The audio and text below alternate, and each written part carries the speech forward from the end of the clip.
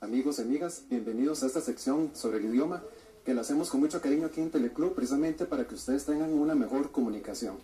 Hoy vamos a hablar sobre los vicios del lenguaje. ¿Qué son esos de los vicios del lenguaje o inadecuaciones lingüísticas o barbarismos? Bueno, son todas aquellas palabras, frases que atentan contra el español.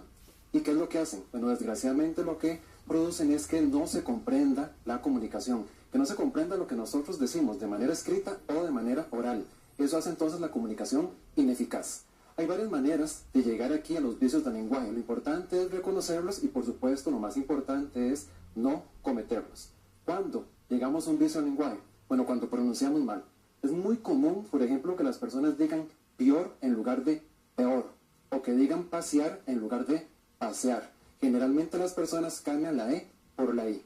También hasta personas, eso no tiene nada que ver con el aspecto académico, no tiene nada que ver con el aspecto de clase social.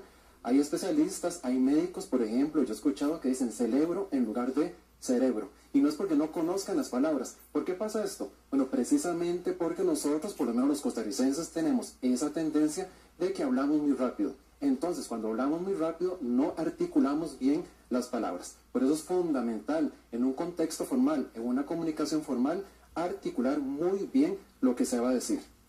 Donde también caemos en los vicios del lenguaje o en las inadecuaciones. También cuando escribimos mal.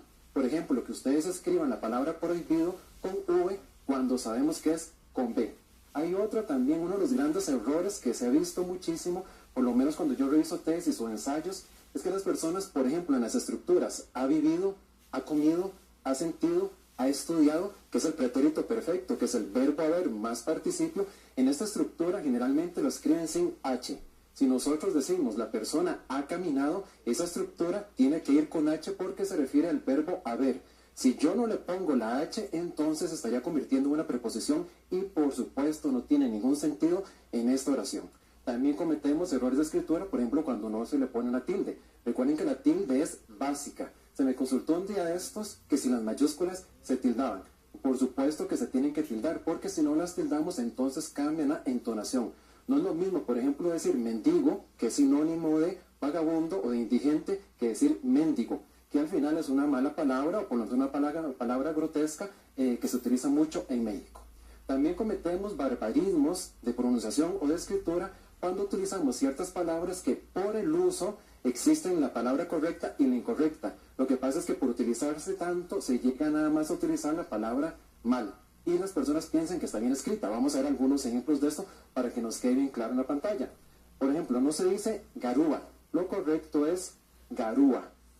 Otra palabra que presenta ahí confusión es mayugado, que hay personas que dicen que mayugado se utiliza para frutas y que magullado para personas. No, ahí están inventando la regla porque lo único que existe en español es magullado, nada más. Enchufe también es muy común que se diga enchufle, que sería la manera incorrecta. Lo correcto es enchufe. Otra es diabetes. Tal vez las personas se confunden porque generalmente las terminaciones de las enfermedades es en -ins, pero aquí la palabra correcta es diabetes. También idiosincrasia, que son todos esos valores que se tiene en la cultura, se tiene que escribir o decir idiosincrasia, no con la E. Y vean que también las dos con S. También se dice, bueno, aquí lo incorrecto sería prever, lo correcto sería prever, solamente con una E. Otra que es muy común también es nieva, que está mal utilizado, lo correcto es nieva, que entraría igual como tiembla, en Costa Rica tiembla mucho. No se dice durmiendo, lo correcto es durmiendo. También en español generalmente tenemos la manía de cambiar la U por la O. Ahora que está tan de moda el asunto de la tecnología, no se dice accesar a la cuenta o accesar al correo. Lo correcto es acceder. Tampoco se dice digiera, lo correcto es dijera. Ojalá ella dijera el discurso, sin la I. Tampoco se dice intemperie, sino que pasé la noche a la intemperie. Y recuerden que la regla también es antes de P y B, M escribiré. Y una que sí es garrafal de los principales errores es el uso incorrecto del verbo haber cuando las personas dicen haiga. Lo correcto es haya. Hay que tener muchísimo cuidado con esto porque no se trata solamente que tenemos que ser expertos en el idioma, no se trata de que ser filólogos, no se trata de ser correctores de estilo.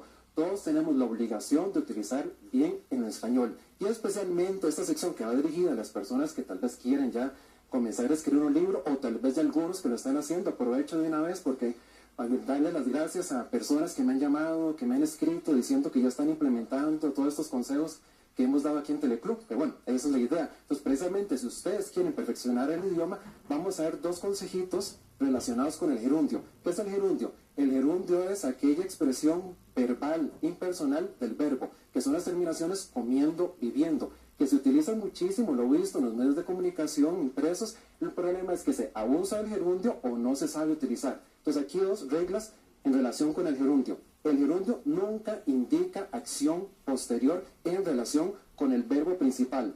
Por ejemplo, llegó a la casa acostándose. Verbo principal sería llegar. Entonces, yo no puedo, por lógica, llegar a la casa acostándome porque ¿qué estaré diciendo? Que me levanto y me acuesto, me levanto y me acuesto, me levanto y me acuesto durante todo el trayecto.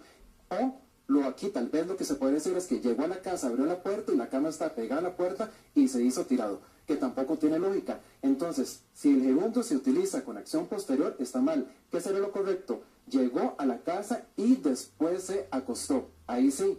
¿Cuándo se utiliza el gerundio de manera correcta? Cuando indica acción simultánea. ¿Qué significa eso? Que podemos hacer las dos acciones al mismo tiempo. Por ejemplo, Laura camina silbando. Perfectamente, Laura puede caminar y mientras camina silba.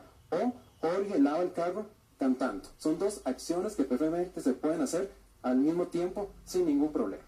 Recuerden que si ustedes tienen alguna duda, siempre es importante tener un diccionario, consultar, preguntar y por supuesto leer bastante. Que tengan una linda tarde y continuamos con la Guinness Record, doña Inés Sánchez. Te quería hacer una pregunta, Carlos, me encanta tu sección. Carlos llegó aquí porque lo conocí, porque escribió un libro muy lindo que es La otra mitad de mi diferencia, y empezamos a hablar, me gustó su manera de hablar, de explicar, pensé que podía enseñarle mucho a ustedes.